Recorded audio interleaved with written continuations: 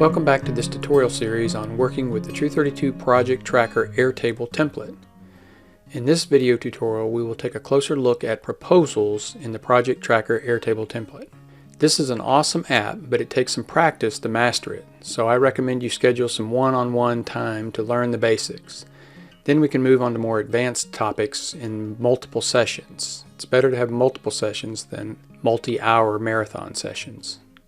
You can schedule a one-on-one session on my website, www.bobbobuckley.com. That's www.bobbobuckley.com. Remember, you're making a custom app. How cool is that? And you can customize it in any way you see fit. So what is a proposal? It's a binding contract between you and your client. An estimate is not binding, but a proposal is. Sometimes estimates are referred to as quotes or bids. Proposals do not happen here in our World Domination Cabinet Project Tracker. They happen in Custom Cabinet Estimator, and we'll take a look at that in a second. This app is our single source of truth, so this is where we store things like estimates and proposals and our selections. It's not where they happen. The ballpark estimate happens here and is calculated here, but these other things are just stored here. Now we do track data from them, but they're just stored here. So let's add our proposal to our sample project in Custom Cabinet Estimator, and we're not going to change much.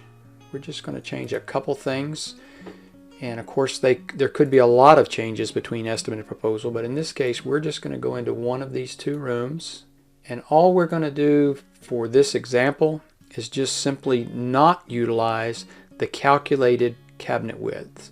So when we look at this, we entered 14 linear feet of base cabinets for this project, and we let Custom Cabinet Estimator do the math for us, so it just basically took the 14 linear feet and said every cabinet is 2.33 feet wide or 27.96 inches wide.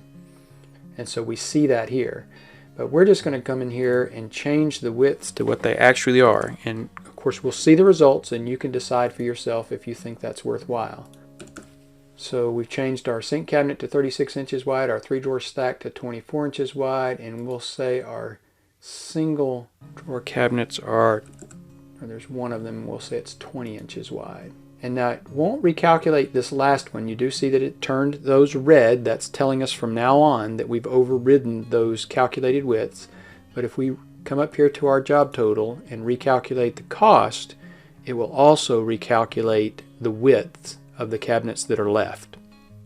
And now we see that one cabinet, or those three cabinets, are 29.28. Now if these cabinets are absolutely identical, there's no reason to separate them out and say one of them is 18 and one of them is 32 and this, that, and the other. As long as the content inside the cabinet, drawer, shelf, all those quantities are the same, then it won't make a difference in the price to change the widths of those cabinets. The content is the same.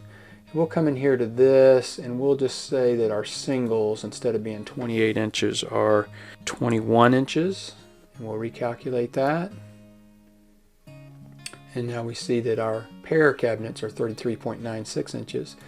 And then on these tall cabinets, all we have to do is tell it what one or the other is, and it'll recalculate the other one since there's only two of them.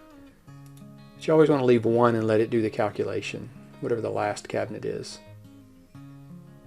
And I'm not going to add any accessories or change the hardware or any of that stuff, just so we can see the difference in what our cost was before and what our cost is now. So this time we're going to go ahead. I had pre-printed the report last time, but this time we're going to print our report. So we changed this to proposal, and now we're going to come in here and print the report.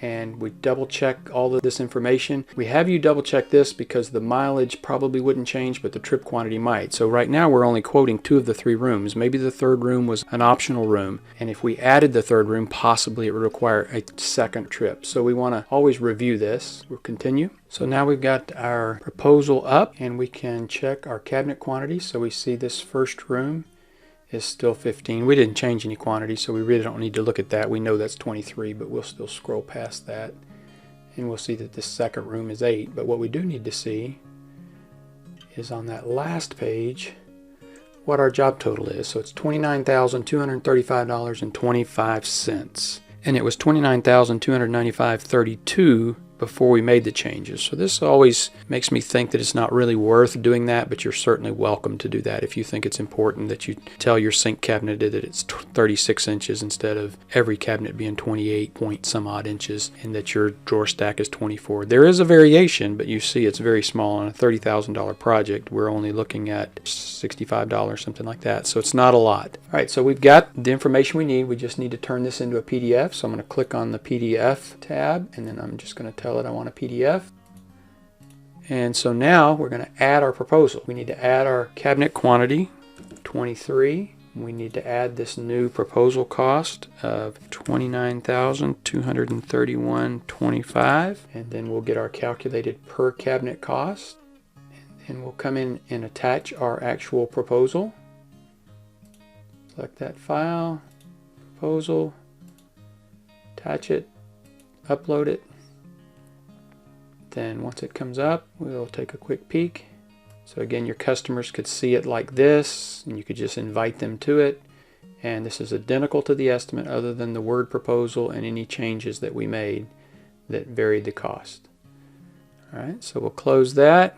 And so one reminder, now that we've added this, if we go to our proposals tab, we now see that this job is here. It wouldn't be on this page if we didn't have a proposal, but we see that we have a proposal now for this job. And what we haven't done is change this estimate to proposal, and I didn't do that in the last video. I neglected that and did it afterwards. I changed it from selections to estimate. Again, it's not critical, but you want to keep your status up to date as often as you can. But one of the things we can do from here, remember, is that we can look at this average number, and we can look at the minimum and the maximum. And you can do that on the estimates as well. So it's not bad to look at both from time to time and see how they're tracking with each other. They're both valid numbers and could be used, but this is where we do that, is from the per cabinet cost column, we come down and we can set this to average or maximum or minimum. And so let's go change our status. We'll go back to our projects and we'll open our project, and we'll come to our status and say now that it's been proposed.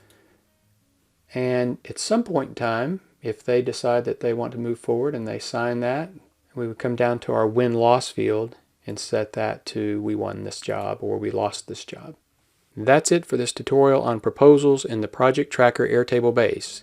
Next, we'll take a closer look at the sales pipeline. Thanks for watching.